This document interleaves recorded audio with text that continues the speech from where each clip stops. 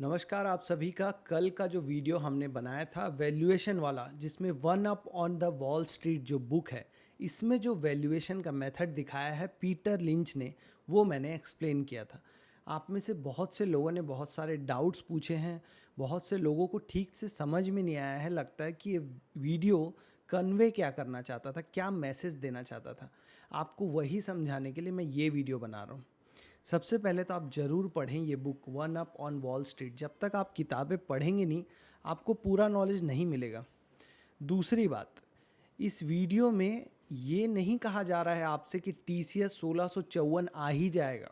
जो आप इस तरीके से आप किसी वीडियो को लेते हैं ना कि कोई भी स्टॉक का प्राइस बता दे, ऐसा नहीं होता है। आपको इसका कॉन्सेप्ट को समझ में अगर नहीं आया तो फिर से आप एक बार समझने का कोशिश कीजिए। इसका कंक्लूज़न ये है इस पूरे कॉन्सेप्ट का कि ये जो बुक है, ये किसी भी शेयर को वैल्यू करने के लिए प्रॉफिट ग्रोथ को एक माध्यम बना रही है। प्रॉफिट ग्रोथ, ये जो EPS में जो ग्रोथ है ना, इसको एक माध्यम बना रही है। और कहना क्या चाह रही है कि किसी भी शेयर का जो पी रेशियो होता है, जो करंट पी रेशियो होता है, वो उसके प्रॉफिट ग्रोथ से कम होना चाहिए, तब वो शेयर क्या होता है, वैल्यू बाइंग होता है।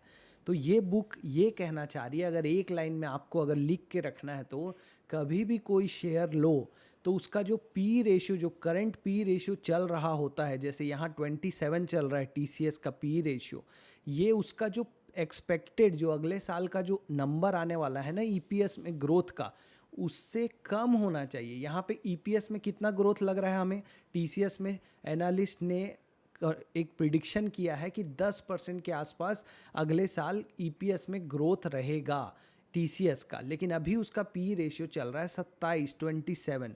अगर ये नंबर 10 से कम होता, या तो ये ग्रोथ का नंबर 27 होता, तो TCS वैल्यू बाइंग के हिसाब से सही होता।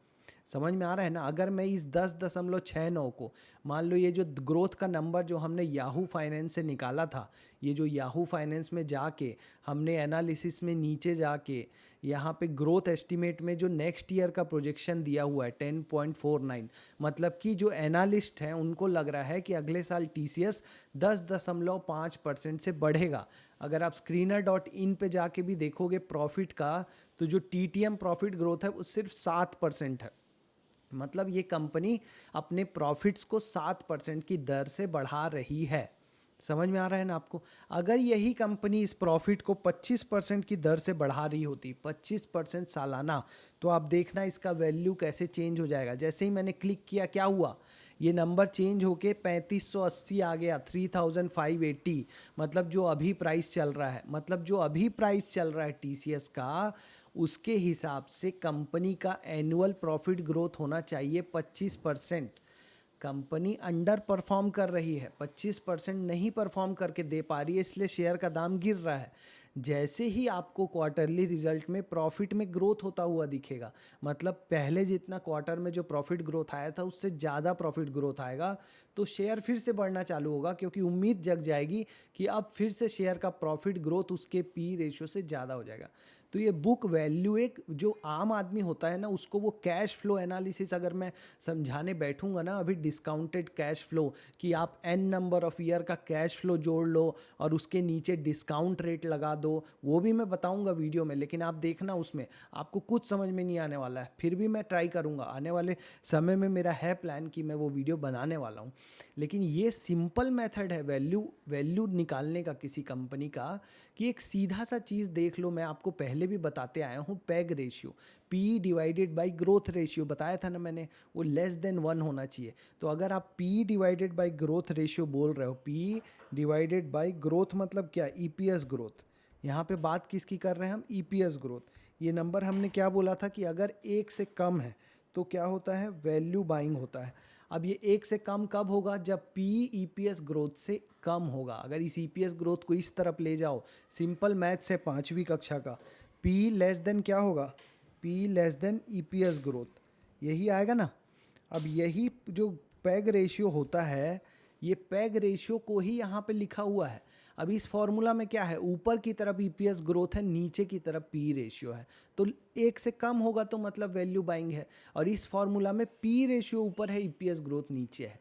तो इतना दिमाग मत लगाओ, सिंपल रखो अपनी ज़िंदगी को और शेयर मार्केट को कि भैया आज के बाद अगर मैं 50 पी पे कोई शेयर ले रहा हूँ, पी क्या रेशियो है मान लो उस शेयर का 50, तो उसका सर ईपीएस ग्रोथ कितना होना चाहिए, ईपीएस ग्रोथ उसका 50 से ज़्यादा होना चाहिए। बस हो गया आपका काम ख़त्म।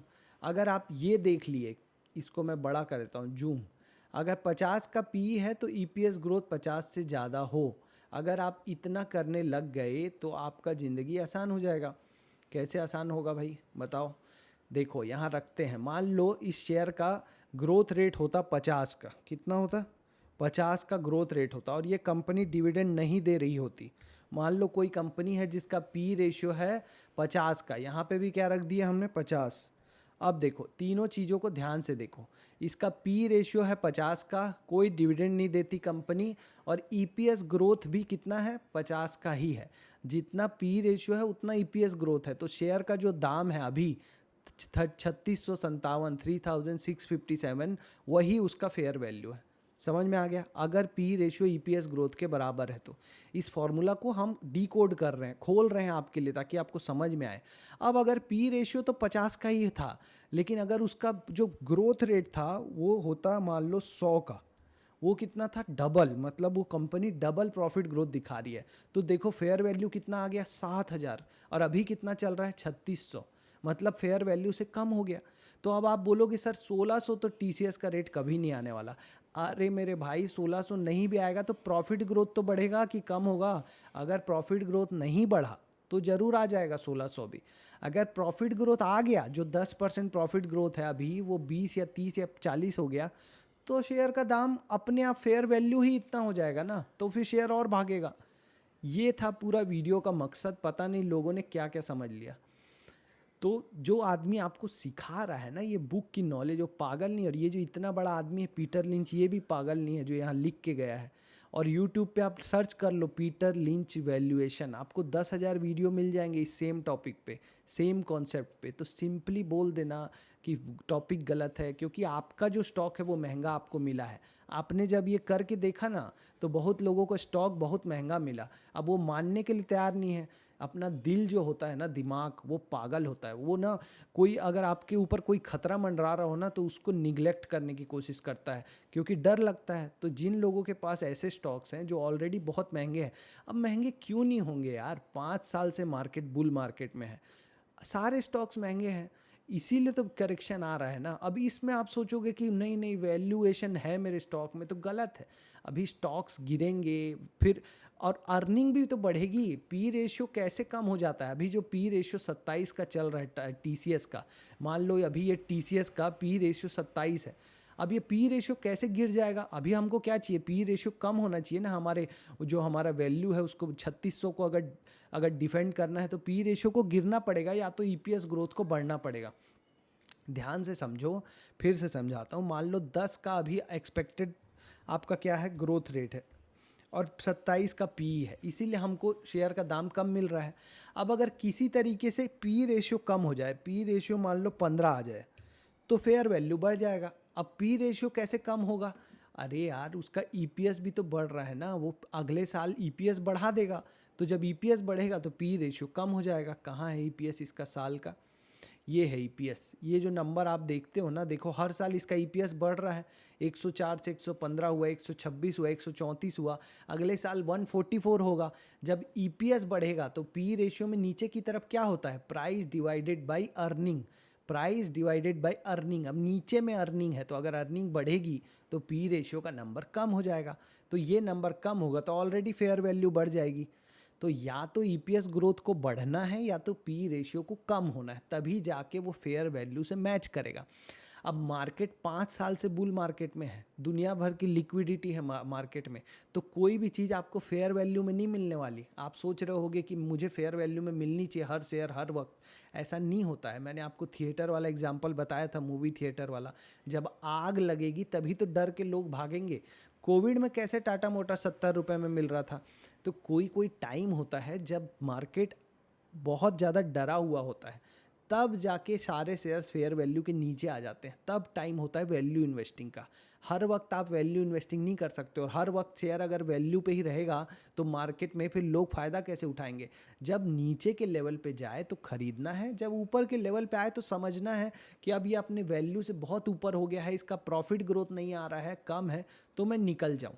इस तरीके से अपने शेयर को एनालिसिस करना है। शांति से बता रहा हूँ मैं, बस एक रूल बना लो सिंपल। बहुत से फंड मैनेजर से भी मैंने सुना है, इसलिए काम तो करता है, ये तो मैं श्योर हूँ कि अगर आपने 20 का पी पे कोई शेयर लिया, अगर आपने 20 का पी पे कोई शेयर लिया, तो उसका उसका जो ईपीएस ग्रोथ होना चाहिए वो 20 से ज़्यादा होना चाहिए। बस ये सिंपल रूल बना लो। ये सब एक्सेल वेक्सेल की ज़रूरत भी नहीं पड़ेगी। ये एक्सेल है क्या, A+B/C कैलकुलेटर में कर सकते हो, एक्सेल की भी ज़रूरत नहीं है। ये तीनों डेटा देख के, ज़्यादातर कंपनियां का डिविडेंड यील्ड 0 है, तो सीधा बात है ये दोनों का डिवाइडेंड है। अगर मैं इस फॉर्मूला से बी हटा दूँ तो क्या होगा, A/C। अब ये 1 कब होगा, मतलब कि जो शेयर का जो प्राइस है वो फेयर वैल्यू कब होगा, जब ये दोनों बराबर होंगे, मतलब पी रेशियो ईपीएस ग्रोथ के बराबर होगा। तो इतना सा ही है बात इस वीडियो को समझाने का। बाकी वैल्यूएशन तो बहुत बड़ा टॉपिक है। वैल्यूएशन सिर्फ ये छोटा आम आदमी के वाली बात नहीं है। ये बुक तो बहुत सिंप्लीफाई करके बता रही है आपको कि वैल्यू कैसे निकालना है। और वैल्यू इन्वेस्टिंग अगर इतनी सिंपली तरीके से आप यूज़ कर सकते हो तो अच्छी बात है ना, उसको यूज़ करो। आप अगर स्विंग ट्रेडिंग भी